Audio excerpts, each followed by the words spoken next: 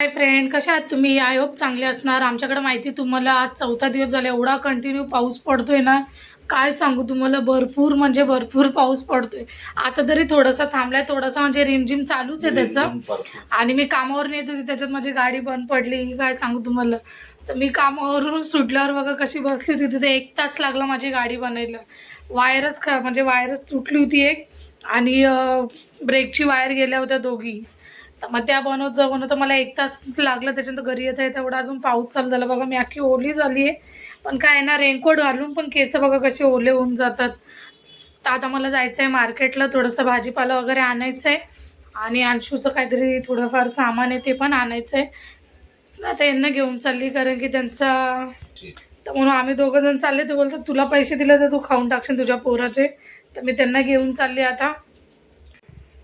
हा रेनकोट माझा. तू रेनकोट घातला होता ना. चड्डी नाही भिजली, चड्डी वाचली. एवढा पाऊस पडायला लागला ना, मी गेलीच नाही. अंशू गेला आणि अंशू सांगा ना तू काय घेऊन आला. इकडे बिट्टू, इकडे काय घ्यायला गेलं तू? चड्ड्या. चड्ड्या नाही बोलत. अरे अंशूच्या नाकाला बघा कसं झालंय, दाखवते तुम्हाला. बघा काय माहिती, एवढं म्हणतात ना घामोळ्या झाल्या तेव्हा नाही आलं, एवढं उन्हाळ्यामध्ये नाही आलं. आणि आता बघा ना कसं झालंय त्याच्या नाकावर. आणि अंशू गेला होता त्याच्यासाठी पॅन्टी वगैरे आणायला. तर दोघंच बापले का गेले, कारण की भरपूर पाऊस होता. काय रे, कसं वाटतं दोघांना? म्हणजे दोघं जणच घ्यायला गेले. मी नाही गेली बाबा, कारण की एवढ्या पावसात मी बोलली मी नाही जात. आता अंशू माहिती तुम्हाला, अंशूला 2 दिवस झाले सुट्टी. अंशूला हॉलिडे भेटतोय, कारण की आज 4 दिवस झाले कंटिन्यू पाऊस पडतोय. तर अंशूची अपेक्षा आहे उद्या शाळेत जायचं नाही, हॉलिडे पाहिजे उद्या पण ना. का शाळा नाही शिकायची? बाहेर बघ किती पाऊस पडतो. पण शाळा नाही शिकायची का? शिकायची नाही, किती दुखतंय मला. बघा नाकावर कसं झालंय त्याच्या. आणि हे टी शर्ट माझ्या काकाचं आहे, माझं नाहीये. लहानपणीचं टी शर्ट आहे माझ्या काकाचं. ते अंशूला होतात. आता अंशू अभ्यासाला बसणार आहे. अभ्यासाला बसा. नाही, मग 6 वाजता केलं. आता पण करशील तुला.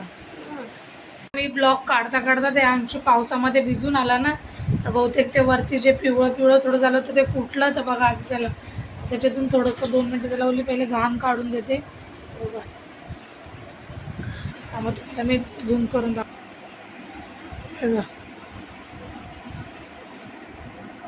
तर ते पावसामध्ये हे झालं ना, म्हणून थोडंफार त्याचं हे निघून गेलं. ना अंशू आहे ना दुकानात गेला बघा, त्याच्या अख्ख्या 5-6 पॅन्टी घेऊन आलाय. आणि त्याच्यानंतर भाजीपाला बोलले होते, तो भाजीपाला काय आणलाच नाही दोघांनी. त्यांना लागत नाही खायला. तुम्हाला लागत नाही ना बिट्टू भाजीपाला खायला? नाही लागत? नाही लागत? नाही लागत, फक्त मलाच लागतो. तुम्ही दोघं जण काय खातात? चायनीज. हा, आणि हा माझा पोकेमॉन. चायनीज खातात ते लोक. तुम्हाला भाजीपाला नाही लागत बेटा? नाही भरायचं नाही घरात भाजीपाला? काय भरायचं घरात? साखरच. अजून भाजीपाला बघू राशन मध्ये काय काय भरायचं बेटा, सांग मला. राशन मध्ये तांदूळ लागतात तुम्हाला?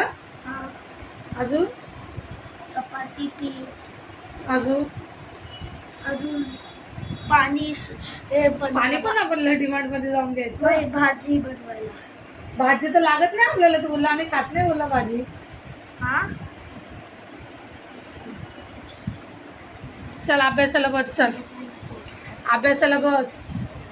चला आता मी याचा अभ्यास घेते. आणि मला एवढं मी आले ना पावसात खूप भिजून आले होते, तर मी जेवून घेतलं. आता दोघांचंच बाकी आहे. आणि पण काय चॉकोस खाल्ले मी आली तेव्हा. आता फक्त मला भाजी बनवायची. चपाती आहे. ते गेले थोडीशी बाहेर राऊंड मारलं, तर फक्त ते आलं मग मी थोडीशी भाजी त्यांना बनवून देईल. आणि तुम्हाला जे रेनकोट घातलेला होता, पॅन्ट शर्टवाला रेनकोट आहे त्याचा, त्या रेनकोटमध्ये एक मुंगी जाईन एवढं पाणी पण नाही जात असणार. त्याने काय केलं, त्याच्या डॅडीने त्याला खाली सोडलं ना का तुझा इथून. तर त्यांनी ते पावसाचं पाणी ते असतं ना जिथं लोक असं म्हणजे लावतात खालून तर असं एक संगती येतं, पत्र्या बित्र्यांना लावून देतो आपण, त्याच्यामध्ये भिजून आला ना अख्खा रेनकोट घातला असला तरी बघा आता सर्दी झाली तर कसं करते. नाही भिजायचं ना मग पावसात. मला आवडतं भिजायला. त्याला आवडतं भिजायला, मग सर्दी झाली तर बघायचं असं बघू दे.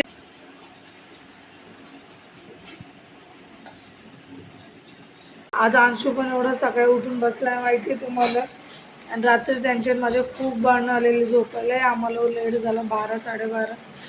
आता उठली होती, त्यांना पोहे वगैरे बनवून दिले तर ते मला म्हणतात मी डायलिसिसला जात नाही, मला जायचं नाही.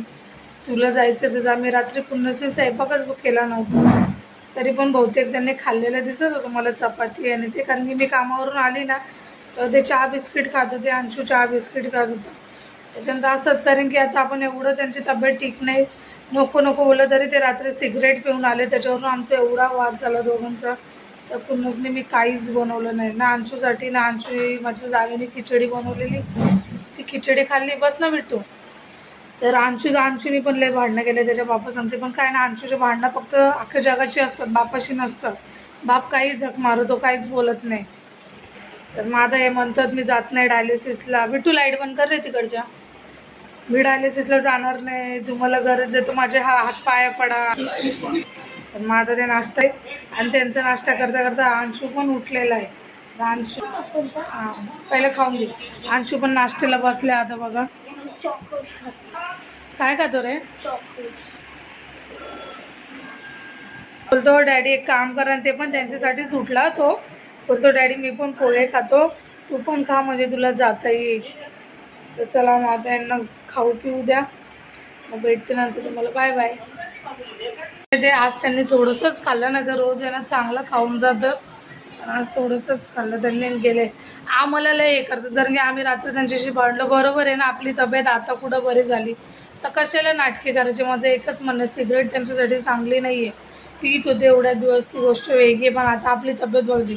पिऊन आले आणि जबरदस्त मग माझं डोकं लय फिरलं. आम्ही काल खूप हे केलं तरी अंशू आज सकाळीच उठला माहिती आहे. ते मला म्हणतात मी जाणार नाही, मी डायलिसिसला जाणार नाही, तुम्हाला जायचं आहे जा. आणि केवढं चॉकोचं पाकिट घेऊन बसलं आहे ते पण बघा. तुम्ही पण असंच बसतात का?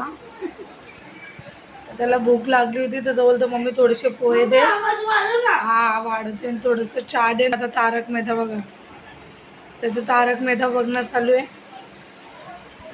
आणि त्यांना असं वाटतं ना, ते स्वतःच्या तब्येतला एवढं हे नाही घेत. तुम्ही जर मला असं करणार तर मी ते करेन एवढं. आपण त्यांना मी बोलले एवढं मागं मुलाचं औषध उळ्या चालू आहे, सर्व चालू आहे, सर्व पोटाला मारून तुम्हाला पैसा देतात तुम्ही त्याची कदर करा. तर त्यांना एवढा राग आहे तुम्हाला अशी बोलते.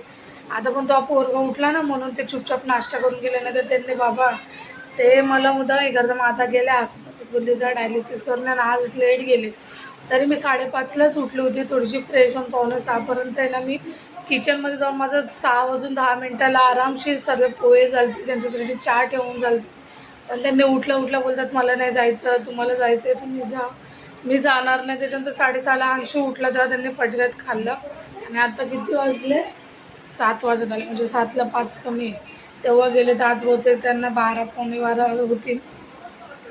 पण ठीक आहे, आज अंशूला पण हॉलिडे दिला आहे, कारण की रेड अलर्ट आहे म्हणून. पाऊस कंटिन्यू पडतो पण आज थोडं ठीक आहे पाऊस, आज नाही पडत पाऊस. तर अंशू पण याला नाश्ता बिष्टा दिला का स्वयंपाक वगैरे बनवायला घ्यायची. तर तुझं नाश्ता पाणी झालं, झोपून घे. मला एक अंगावरते. तर बोलतो मम्मी, मी बोलली माझा फोन बिन घेऊ नका 10 मिनटं अंशू मला पण बसू दे. तर मम्मी तुझा फोन नाही घेणार आहे, मी दुसरा फोन आणला आहे ना. तर बघा आज त्याचा नाश्ता बिष्टा झाला, त्याला झोपून देते. मग मी माझ्या कामाला लागते. पहिलं त्याला झोपवते, नाही तर काय ना त्याची झोप केली ना तो तसाच बसून गेली ते झोप पहिल्यापासून. आता नाही ना मला. येणार झोप, झोपू शकत आहे. दात घासले म्हणून. दात घासल्यावर पण झोप येते.